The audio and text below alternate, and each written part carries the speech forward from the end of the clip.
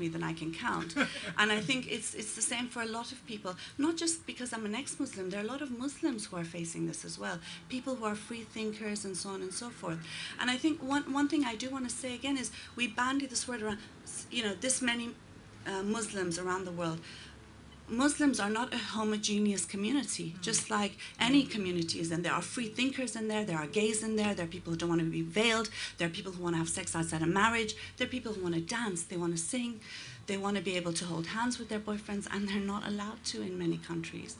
They want to, so on and so forth. And I think in that sense, what Islamism does is take a feign representation for all these people, whereas in fact, the more that Islamism advances, the less rights and freedoms people under its rule have, and that's particularly Muslims. And again, the other thing is about it being a fringe group. Look, I don't know if anyone will buy this, that Islamists are a fringe group. They are putting bombs in discotheques and on buses. They are they have state power in a lot of places. Women can't drive in Saudi Arabia, they'll be arrested. Recently, a woman was. And Muslims around the world say Saudi Arabia is ridiculous, and they wouldn't. They don't follow. And billions of Muslim women around the world drive cars and skate and exactly. But they do. But the reality is that when women in Iran can drive, but they also get stoned to death. I mean, this is again a question of degrees. But I think fundamentally, it's misogynist, homophobic. People have a right to their private opinions and beliefs. Religion as a private matter is a fundamental right. But as a political movement, we need to be able to confront it, and we need to support people who are confronting it.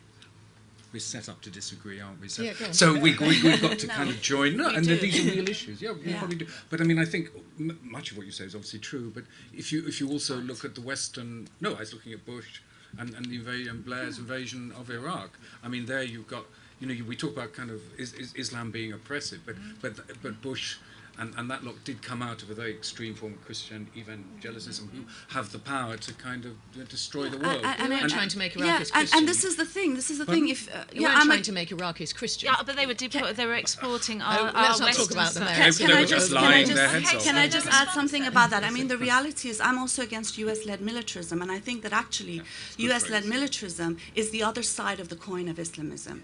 They need it, they encourage it, they help it grow. And if you look at anywhere that they've intervened, if you look at anywhere that they've intervened, Iraq is more Islamic than it was before. In Afghanistan, they're setting up Sharia courts for people there. Yeah. People are being charged with the death penalty for apostasy.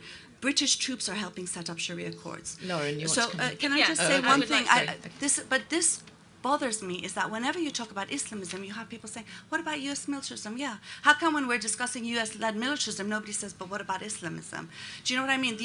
They are topics that are related, but it always seems to me like they're excuses, people coming up with excuses to move focus away from Islamism. Oh, Muslims are good, yes, we know. US-led militarism is barbaric, yes, we know. What about Islamism? Can we talk about that, please? Laurie. We haven't been talking about much else, but Islamophobia was something I'd like to explore for a moment. I had a really interesting conversation with an elderly Indian lady a couple of weeks ago at an event, and she said to me, Lauren, Islamophobia doesn't exist. And I thought that was really interesting. Okay, you've got me. She said she lived in a Buckinghamshire village from the 1960s, and that her English neighbours basically brought up her children, and they were inside and outside of each other's lives. And the point she wanted to make is the Muslim community, and this is a question raised within, I want you to know this is the Muslim community in Britain talking amongst ourselves now and saying, has there been enough outreach? Now you feel comfortable in your communities in Britain.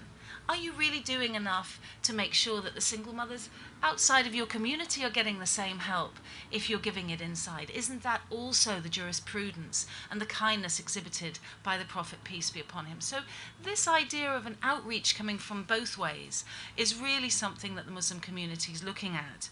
How can you know about Islam if your Muslim neighbours aren't meeting you and don't have the confidence and haven't made you a cake or come around and just talked about it? If I'm just talking about it here and Muslims and they don't speak to you on the high street, that's a failing on the Muslim community, and they're aware of that. But there is also Islamophobia. Let's look at the Daily Star, Maryam. There was that journalist who left. No, not at all. No, it wasn't that. Yeah. There was a journalist who left a year or two ago from the Daily Star and wrote a filthy letter saying, basically, if I get it wrong, please stop me. I summarise, you have been expecting me on regular Fridays, find something on Islam, and you don't care, he said to the editor, whether it's true or not. They've run stories, for example, such as Muslim medics in the Midlands are spreading disease in hospitals because they refuse to wash their hands. Now, anybody who knows the slightest thing about Islam knows you wash 5 times a day before you pray. Apart from that, these are trained doctors. But it went in. Where is the fact-checking? That is Islamophobia, and we need to be aware of that. Can I just ask you to answer my question on Press TV, and then we'll go to questions and answers? I've worked for Press TV for 2 years. They're a British company that I make programmes with. The British, it's kind of like Al Jazeera will have a Washington bureau and a London bureau. And I make programmes on Palestine. But they're owned, financed by the Iranian government. In the same way that the BBC takes its money from a section of the government, or it raises funds to that. Yes, in that way it's a state-funded. Does that not make you uncomfortable, given the nature of the Iranian state? Given the nature of the Iranian state, I work in Britain for a British company making programmes about Palestine, and I'm really comfortable with that. Right. Yes. I mean, I think the problem with Press TV is it's often portrayed as another media outlet, and I think it's actually a wing of the Islamic Republic's intelligence service. Just to give you 2 examples, Namazie Bahari, who is a journalist for... Why are we going... This is really off the topic. It's got to do with Islamism. It's to do with Islamism. It's got to do with Islamism and its reach in all aspects of people's lives. Was actually had to confess on TV, and Press TV did the interview with him and told him what to say. And another woman, Sakina Mohammadi Ashtiani, who faces death by stoning in Iran, was taken on Press TV and confessed and had a role in her confession. So one of the things now, it's under investigation for actually that sort of, working with the Iranian government's intelligence service. So it's not a media outlet like any other. And I think it just is an example of Islamism's reach throughout the world and why we need to be concerned about it. Who's got a question?